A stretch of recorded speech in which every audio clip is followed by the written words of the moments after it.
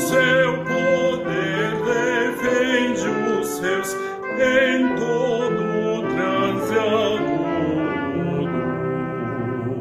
Com fúria pertinaz, persegue Satanás com ânimo cruel, astuto e muito rebel, igual não há na terra. A força do homem nada faz, sozinho está perdido. Mas nosso Deus socorro traz em seu Filho escolhido.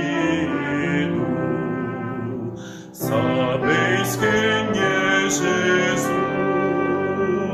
o que venceu na cruz, Senhor dos altos céus, e sendo o próprio Deus, triunfa na batalha. Se nos quisessem devorar, demônios não contados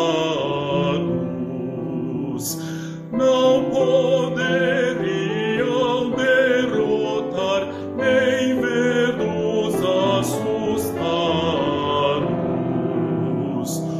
O príncipe do mal, com seu plano infernal, já condenado está, vencido cairá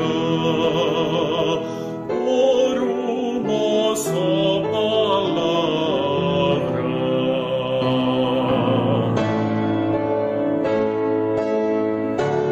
De Deus o Verbo ficará, sabemos com certeza, e nada nos assustará, com Cristo por defesa. Se temos de perder família, bens, poder, se tudo se acabar e a morte enfim chegar, com Ele reinaremos.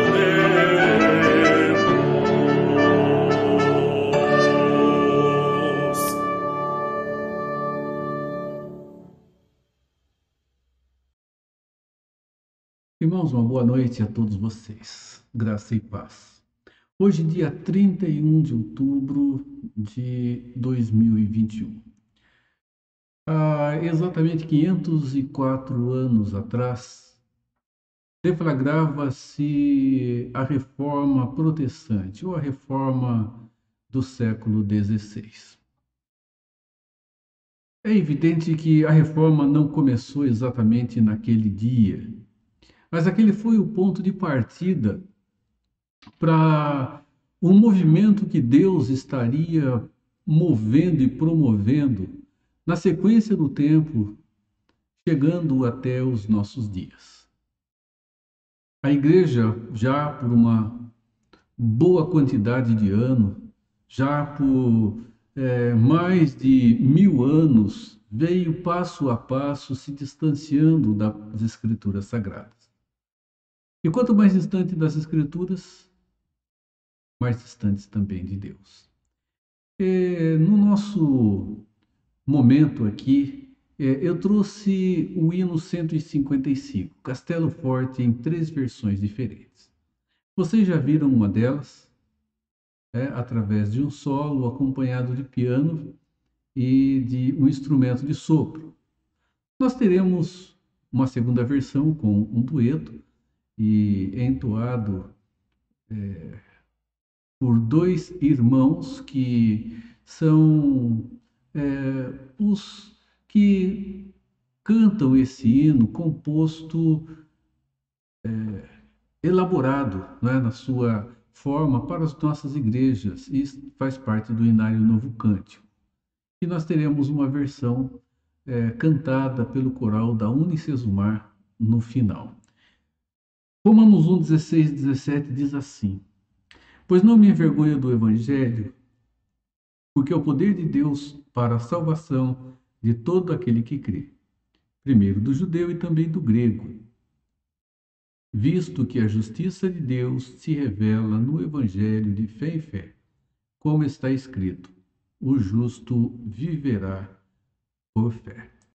Nós vamos orar, vamos ter um intervalo com o hino 155, interpretado segundo está no Inário Novo Cântico, e depois voltamos para meditar na palavra do Senhor. Nosso Deus, te bendizemos porque o Senhor é o Senhor da história.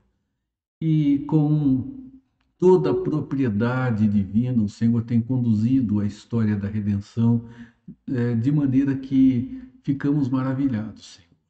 Muito obrigado pela ação do Senhor sobre as nossas vidas, pela ação do Senhor sobre o teu povo, pela ação do Senhor sobre toda a tua criação. Ó Deus, nós te bendizemos porque somos frutos de um momento muito rico na história. E um momento, Pai, que em nosso tempo ele precisa continuar sendo retomado, renovado e vivificado. E sabemos, Senhor, que o Senhor fará isso no momento correto, como tem feito através da história e já está fazendo também no nosso tempo. Sejamos instrumentos nas tuas mãos para continuarmos a promover a tua honra e a tua glória. Sim, Pai, oramos em nome do nosso Senhor, o Salvador, Jesus Cristo. Amém.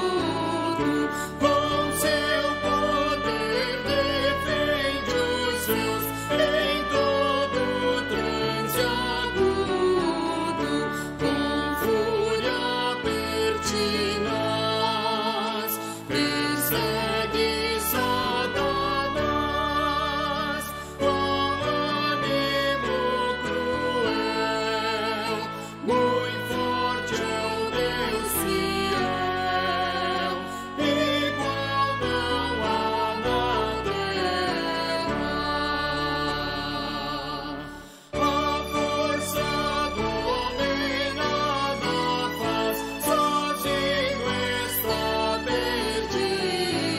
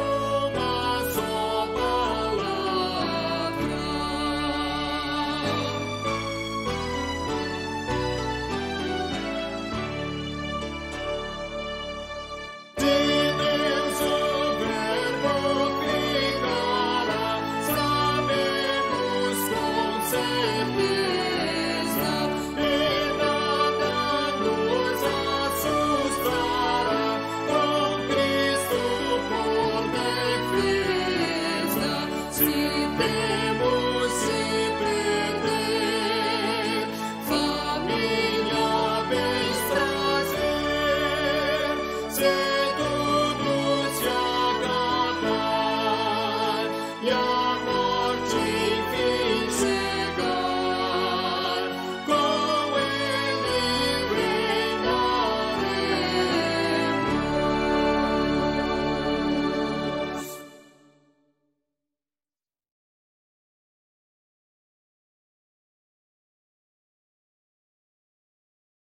A igreja do Senhor Jesus Cristo, depois da ascensão de Jesus, ela agora passa a ser conduzida por aqueles que diretamente Jesus ordenou que dessem continuidade ao trabalho que ele havia iniciado, cuidando, formando, organizando e colocando diretriz para o povo de Deus constituído agora passo a passo em comunidade.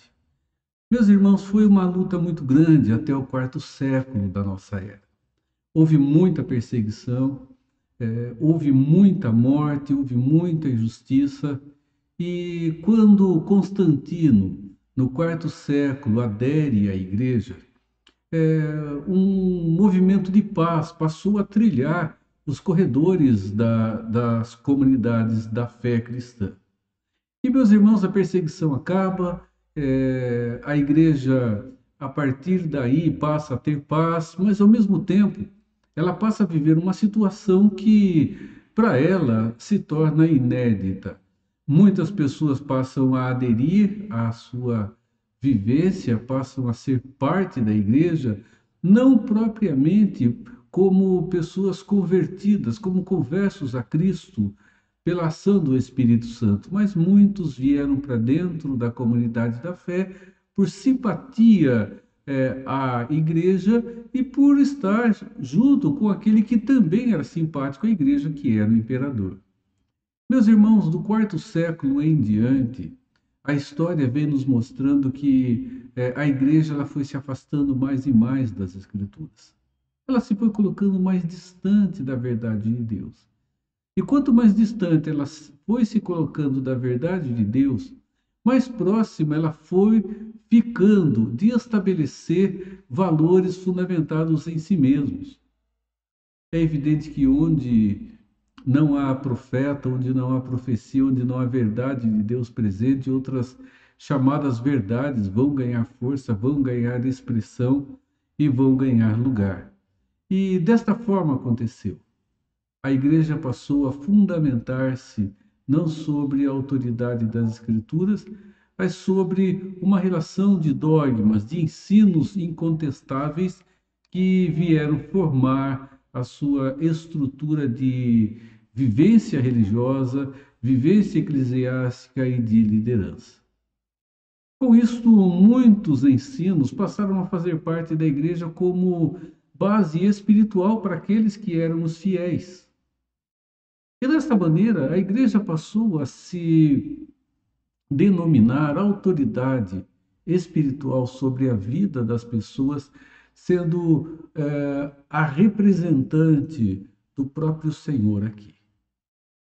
Irmãos, passo a passo isso veio caminhando e por mais de 1000 anos tudo caminhou desta forma.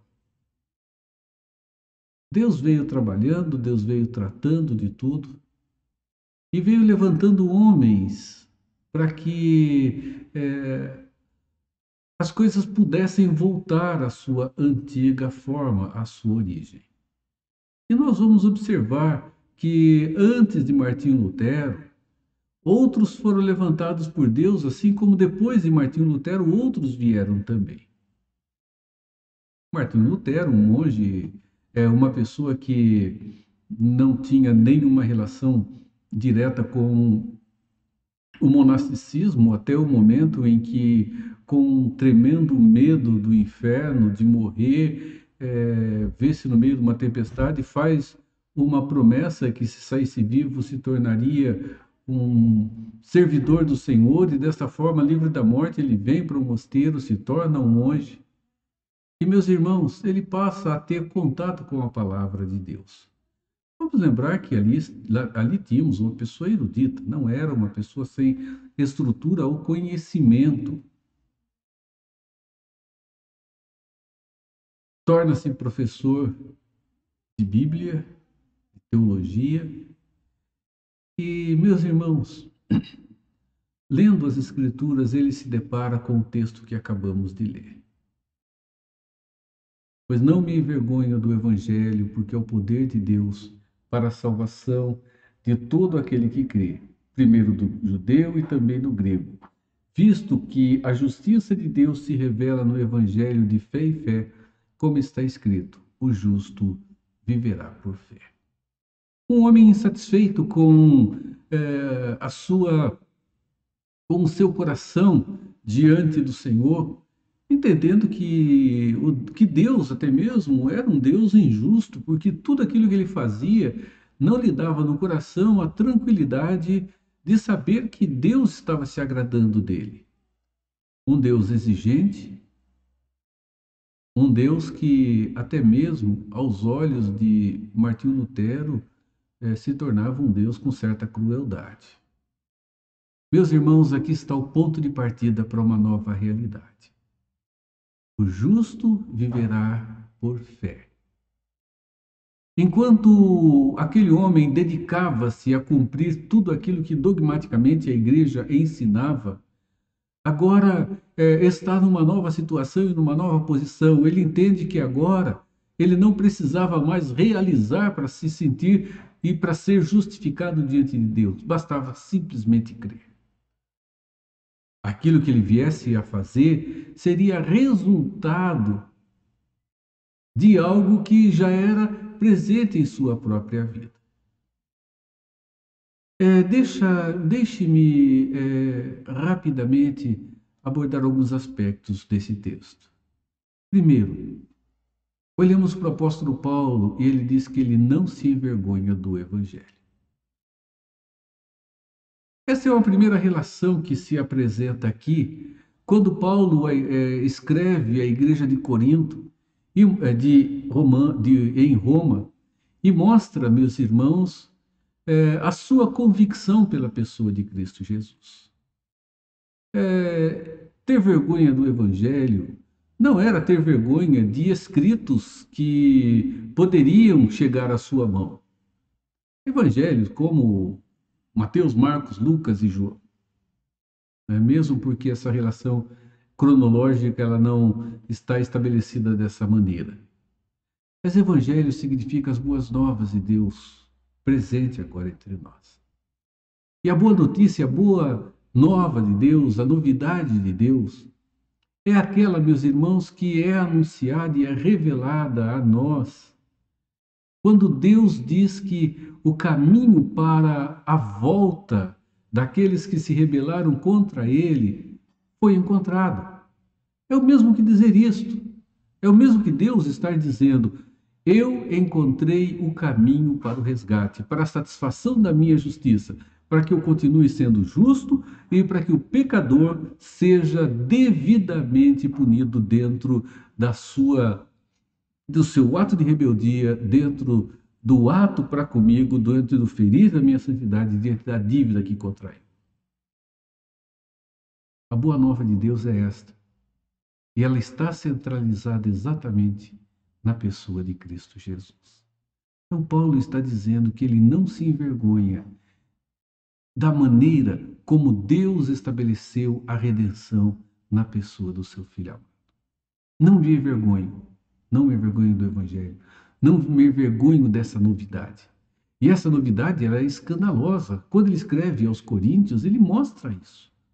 Ela é escandalosa para o judeu. E ele diz: eu não tenho vergonha, como judeu que sou, da forma como Deus aprove realizar a salvação. Não por um capricho, mas como sendo, meus irmãos, a forma própria para que a sua justiça pudesse ser satisfeita e ele resgatasse pessoas da sua ira eterna. O Evangelho, um escândalo para os judeus. O Evangelho, uma loucura para os gentios que não conseguiam entender redenção acontecendo por um ato daquele ocorrido e realizado na cruz. Então ele diz, eu não tenho vergonha. Ele diz, por quê? Ele diz, porque esse é o poder manifesto de Deus para a salvação. Meus irmãos, o Evangelho, ou a pessoa de Cristo, cravada naquela cruz, escândalo para os judeus, loucura para os gentios, é a redenção de Deus, aqueles que estavam em caminho de perdição e que ele decidiu escolher para si mesmo. O Evangelho é o caminho da redenção. Ele diz primeiro do judeu e depois do grego. E ele continua, meus irmãos, porque a justiça de Deus se revela no Evangelho. A justiça de Deus se revela no Evangelho. A justiça de Deus, ela se revela, meus irmãos, através daquele ato sacrificial. É ali que a justiça de Deus é perfeitamente satisfeita. O eixo muda, meus irmãos. Agora não existe autojustificação como era ensinada no tempo da reforma. A autojustificação agora ela não tem lugar. E Martinho Lutero descobre isso e se surpreende com isso. Agora eu não preciso fazer nada para satisfazer a justiça do Deus Todo-Poderoso. Nada, absolutamente nada. Tudo aquilo que a igreja exige que eu faça não tem sentido para a minha vida. Não tem sentido para a minha vida de justificação. A igreja exige, mas Deus não exige. Irmãos, aqui está a diferença. A igreja pode exigir muitos atos para a justificação, mas todos eles cairão por terra. Todos eles cairão no vazio, todos eles serão vagos. Por quê, meus irmãos? A justiça de Deus, ela se revela no Evangelho. A justiça de Deus se revela na pessoa de Cristo que morreu na cruz. E desta maneira, nós vemos que o justo vive de uma forma diferente. A justiça de Deus se revela no Evangelho de fé em fé. Agora, meus irmãos, os reformadores têm nos ensinado que o ato justificador de Deus acontece em nossa vida pelo simples ato de crer no Evangelho, ou de crer na boa nova de Deus, ou de crer no plano redentor de Deus, por mais que ele pareça absurdo. É crer que na eternidade passada, Deus decidiu escolher um povo para si. Elegeu esse povo. E que não podia inocentar o culpado. E para que isto não acontecesse, Deus não poderia fazer ou ele deixaria de ser justo. Objetivamente, Cristo justifica os eleitos diante do Pai, assegurando a sua futura morte na cruz do Calvário.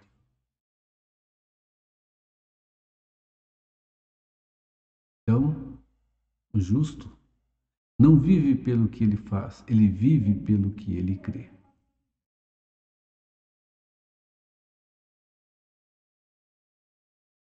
O justo viverá por fé. A fé é a base dessa caminhada. O justo, ou aquele que foi justificado, ou aquele que teve a sua dívida paga, ele não vive, meus irmãos, pelo que ele faz. Ele vive pelo que ele crê. E no que ele crê, ele realiza, porque ele realiza aquilo que o Pai deixou reservado para que fosse realizado.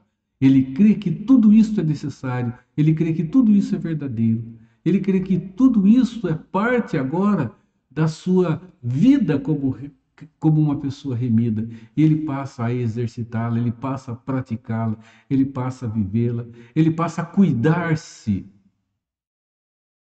ele passa a ter consciência de que ele é um alvo constante das investidas maléficas de Satanás. De que os dardos de Satanás estão sendo lançados contra ele todo dia. E para se livrar dos dardos de Satanás, ele precisa do escudo da fé. Irmãos, a fé é o grande escudo que nos protege contra os dardos inflamados do maligno. Irmãos, a reforma aconteceu há 500 anos atrás, 504 anos. Ela continua acontecendo hoje, porque nós estamos vivendo um tempo que dogmaticamente tem se ensinado que é preciso fazer muita coisa para se chegar a Deus. É preciso realizar muita coisa. E as Escrituras continuam afirmando que tudo o que é necessário já foi realizado e foi realizado por Jesus naquela cruz. A justificação já aconteceu objetivamente e ela está caminhando subjetivamente também em nossa vida, levando-nos passo a passo a sermos mais parecidos com a pessoa do seu Filho amado, Cristo Jesus. Resultado, meus irmãos, desse ato é uma segurança e uma certeza de que Jesus é a boa nova de Deus, morrendo na cruz, pagando a nossa dívida. E o que sobra para nós, se não vivemos, meus irmãos, de maneira tal que a nossa vida reflita uma vida autêntica de fé em tudo aquilo que Deus nos apresentou e em tudo aquilo que ainda haverá de acontecer.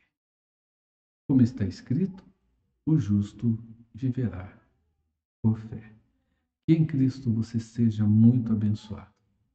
Lembrando que somente as Escrituras são a base da verdade. E somente a fé deve ser o norteador da nossa vida. Que somos salvos gratuitamente, somente a graça. Somente pela pessoa de Cristo. Isso tudo resultará na glória do Deus Todo-Poderoso, porque somente a Ele a glória é devida. Que em Cristo sejamos abençoados ricamente pelo Senhor e façamos jus à novidade de vida que Ele nos concede através do seu amado Filho, Cristo Jesus, o nosso Redentor. Amém. Vamos ouvir a terceira versão do hino Castelo Forte, agora com o coral da Unicesumar.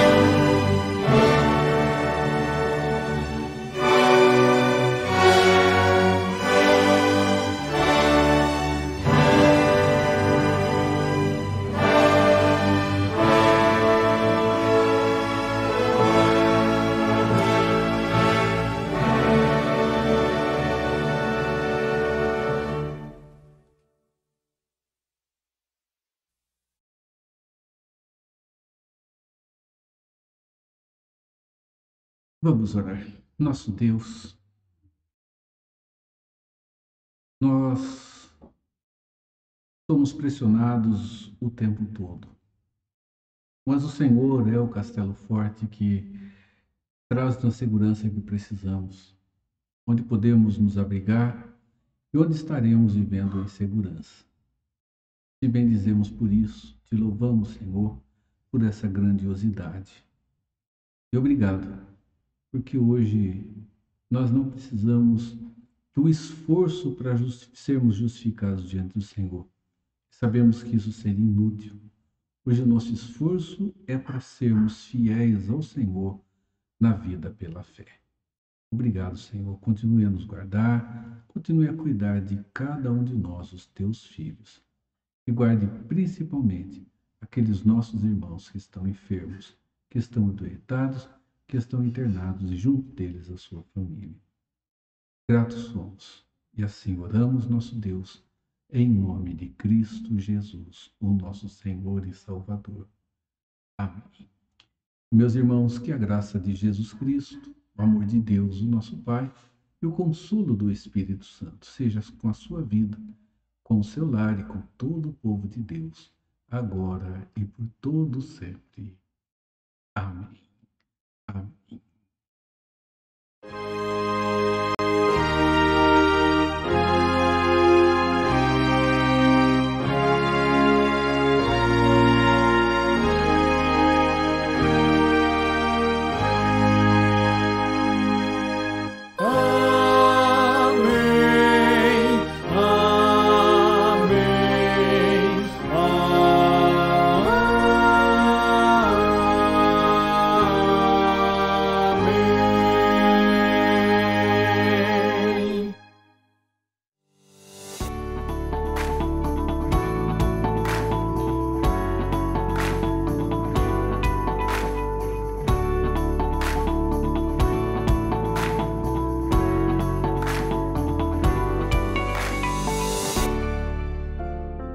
Veio uma mulher trazendo um frasco, um perfume muito valioso de nardo puro, e o derramou sobre a cabeça de Jesus.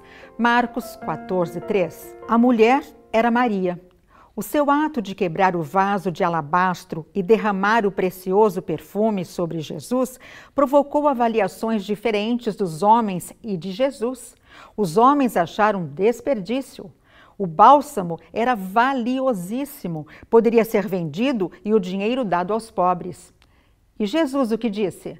Deixem a mulher em paz. Por que vocês a estão incomodando? Ela praticou uma boa ação para comigo. Imaginem o que é ouvir isso da boca de Jesus. Ela me agradou, ela me honrou, ela fez o que pôde. Aquela mulher não mediu esforços para demonstrar que Jesus era o amado de sua alma e ele aceitou a sua oferta de amor. É verdade que devemos socorrer os necessitados. Isso é necessário e agrada a Deus. Não se pode, porém, fazer um serviço para Deus sem que antes ele seja o centro do nosso amor. A única motivação pura que nos leva a servir o próximo é que a glória seja dada ao Senhor. Assim, entendemos que Deus se importa mais com a motivação do nosso coração do que com as nossas obras. Hoje o vaso somos nós e vamos nos quebrar aos pés do Senhor. Deus se agradará da nossa oferta de vida? De nós fluirá puro amor e verdadeira adoração ao Senhor? Que Jesus possa dizer para nós o que disse para Maria: esse meu filho praticou boa ação para comigo. Amém.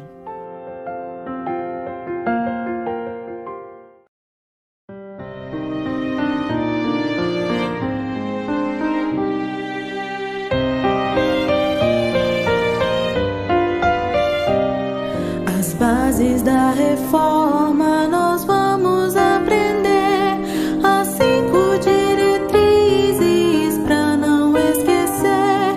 Orientados pela Bíblia vamos caminhar. As bases da reforma vamos memorizar.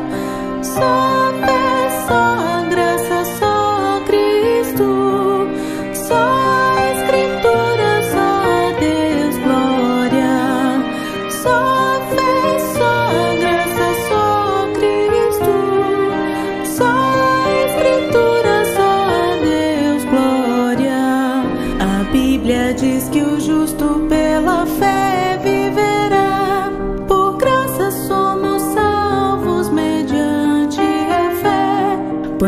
Cristo é suficiente.